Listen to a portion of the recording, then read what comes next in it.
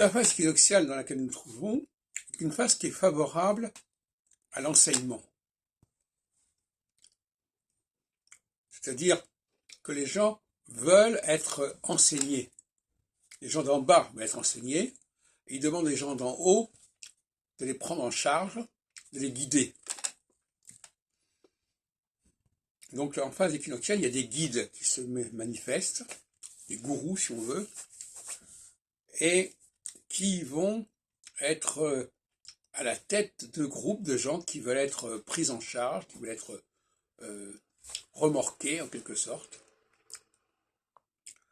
C'est le moment où on est prêt à s'initier, à suivre un enseignement, à écouter quelqu'un qui a apparemment une dimension supérieure. Et arrive la phase solsticiale, et là, on va entrer dans une phase de dénégation de cette supériorité. On va remettre en question la légitimité de celui qui enseigne, parce qu'on dit qu'après tout, il n'y a pas mieux que les autres.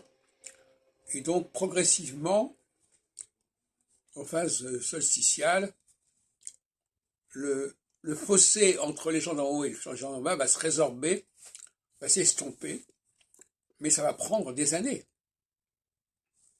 Et le paradoxe, c'est qu'au moment où les choses se terminent, c'est-à-dire où la phase arrive à son aboutissement, va immédiatement démarrer la phase inverse.